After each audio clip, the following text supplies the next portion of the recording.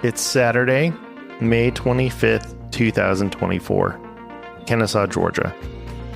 And I just finished watching my oldest daughter graduate from high school. Time to turn the tassels.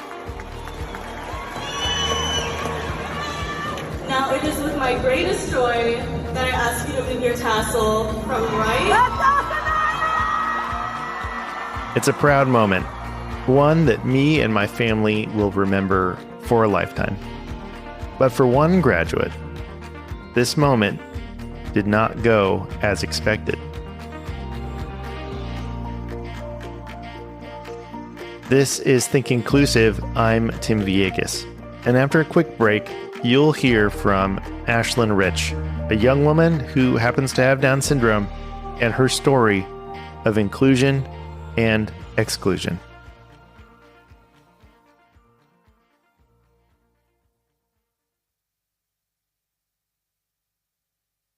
My name is Ashlynn Rich. Well, congratulations on graduating.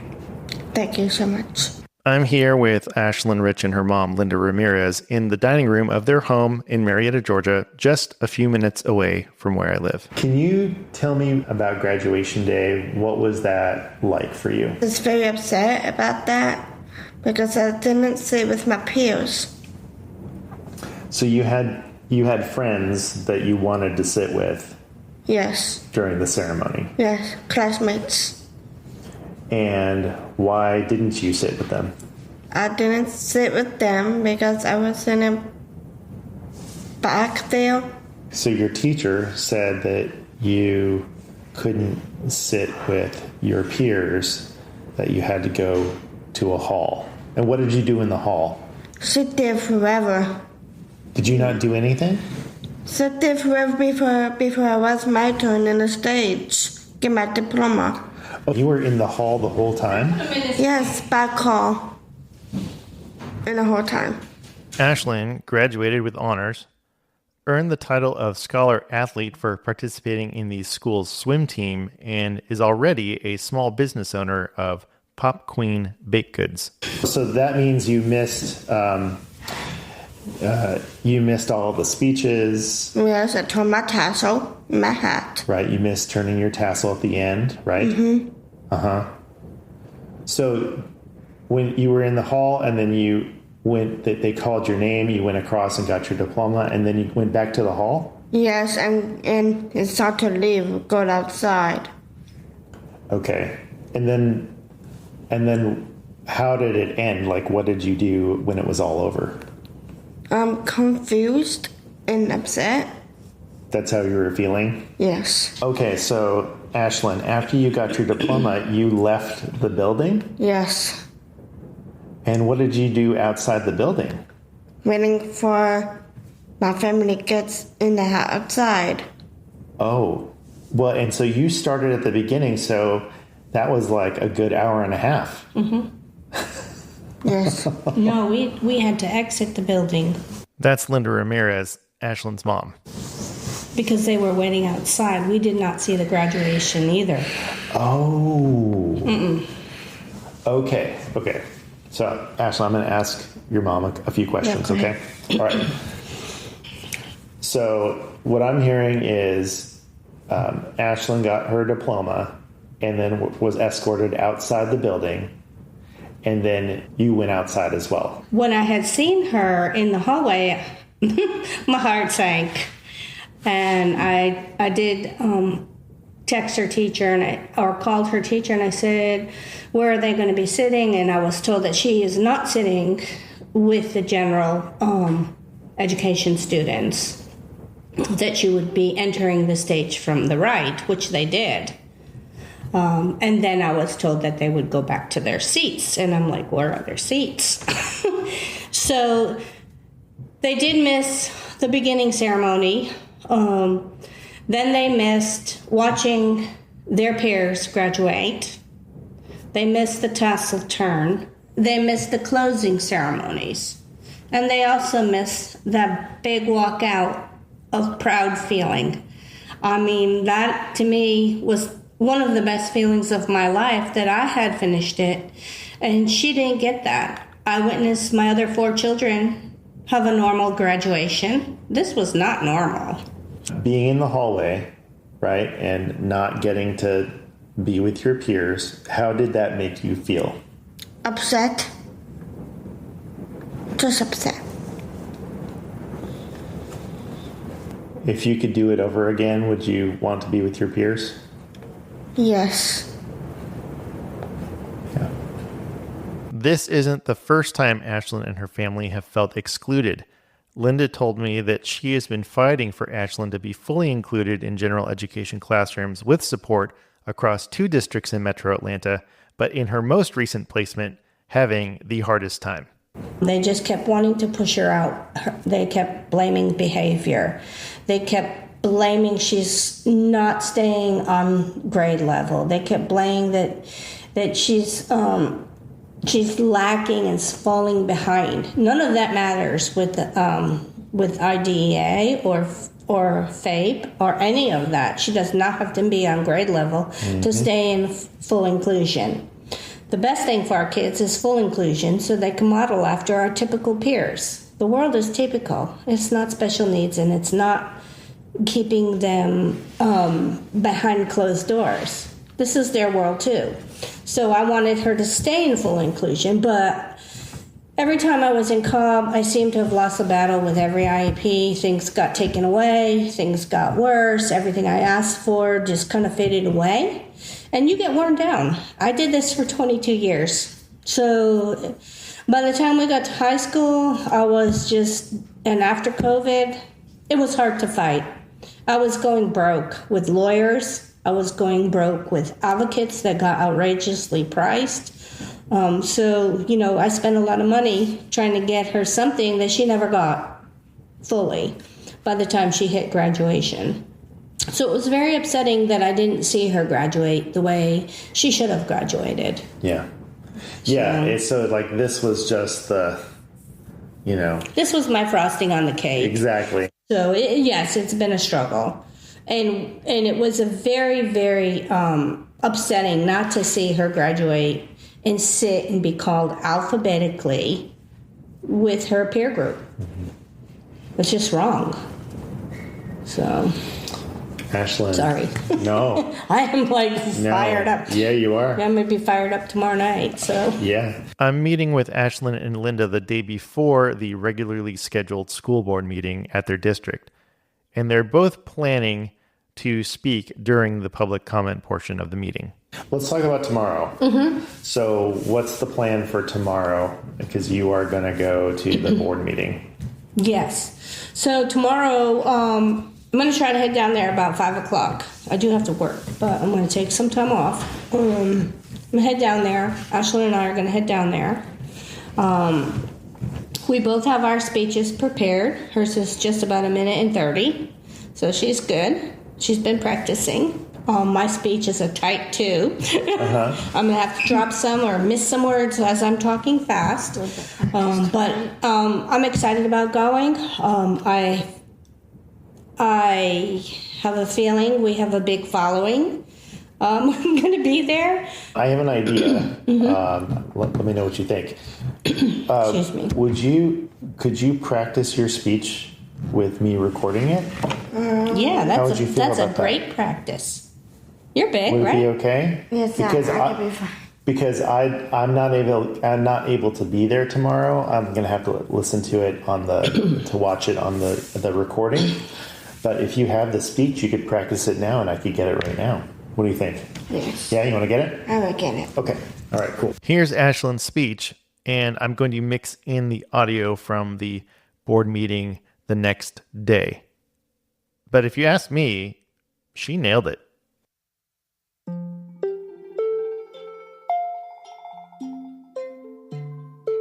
Good evening, members of the board and Superintendent Rickstale. My name is Ashlynn Rich, and I am here to share how I felt at my graduation. I was very excited to graduate with my friends, but instead, I was left in the hallway until it was my turn on stage. After I felt mistreated and discriminated, against because I was not allowed to sit with my classmates. Many of my friends are regular students and made me sad that I couldn't sit with them and experience graduation together. Being left out made me very upset.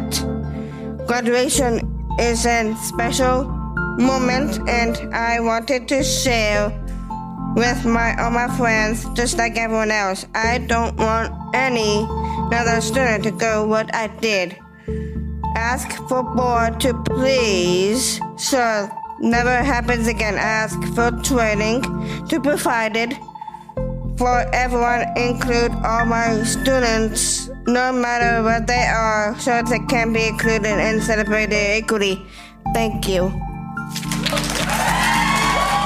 Our next speaker is Denny Wilson, to be followed by Linda.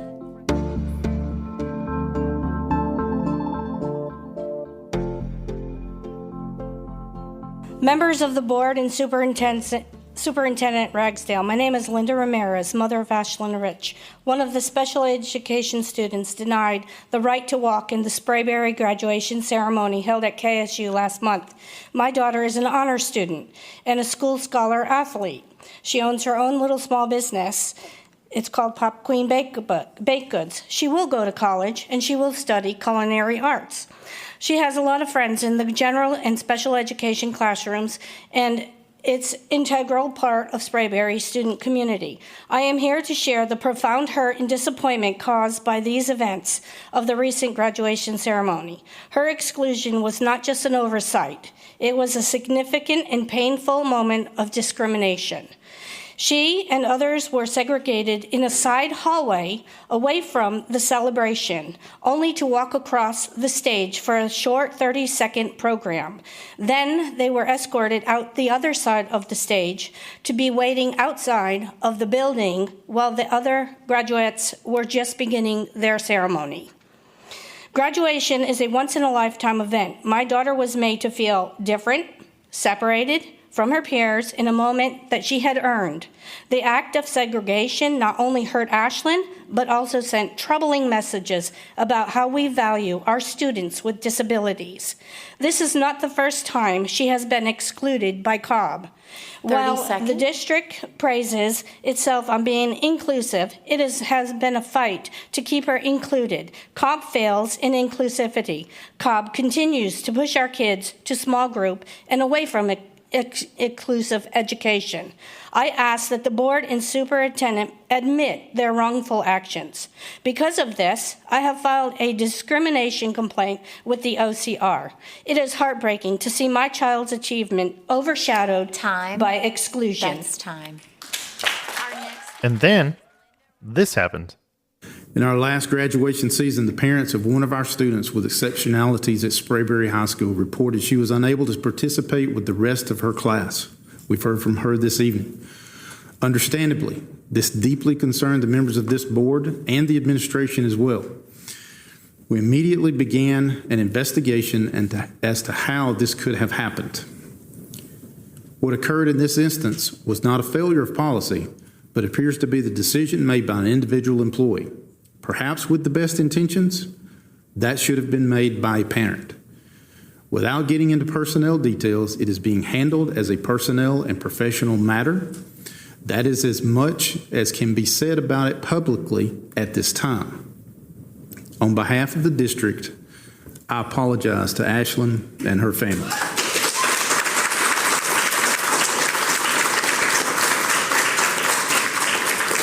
It does not matter how well-intentioned it appears a decision was made for a family that should have been a parental decision.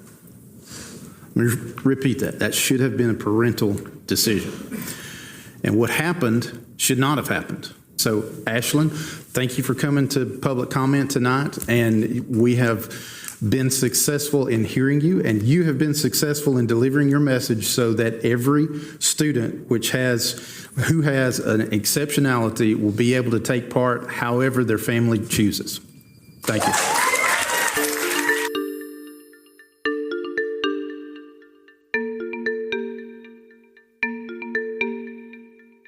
According to reporting by the Marietta Daily Journal, after hearing Ragsdale apologize. Ramirez still hopes that the district will train teachers and paraprofessionals on inclusion for students with disabilities, something that she said the school district has historically struggled with. This is not the first time she has been excluded by Cobb, Ramirez said. While the district praises itself on being inclusive, it has been a fight to keep her included. Cobb fails in inclusivity. Cobb continues to push our kids to small group classes and away from inclusive education. I just want to connect the dots for everyone who is listening. Cobb County School District was the district that I taught in before taking on the role of Director of Communications for the Maryland Coalition for Inclusive Education. So I'm well aware of their philosophy and understanding of inclusive practices.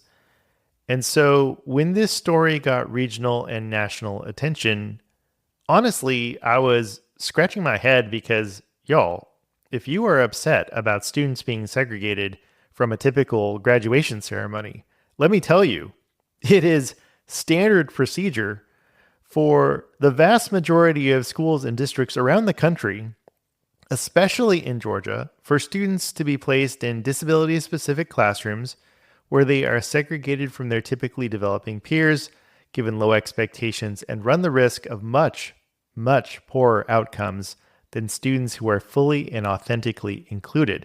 So while this particular district says it's not a policy failure that Ashlynn was segregated from her graduation, I would think very hard about that statement.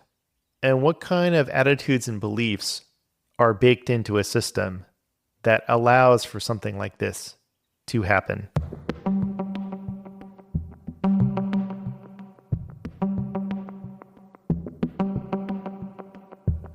And I encourage everyone to ask why learners with extensive support needs are being needlessly segregated in your neck of the woods, including here, in my zip code. I think the silver lining for me is that it seems that when a student has the courage to speak up about their own rights, people listen. I think there's a lesson there.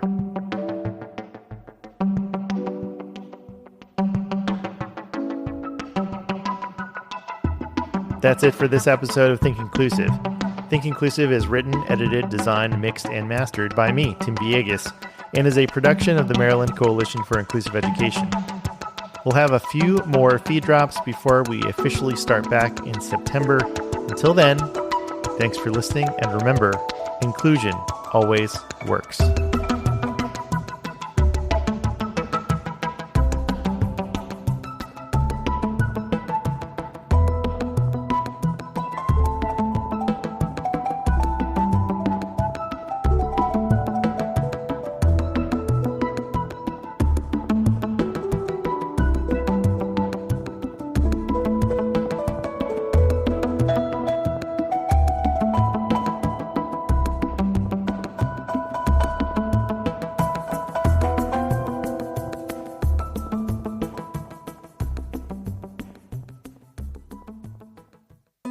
From MCIE,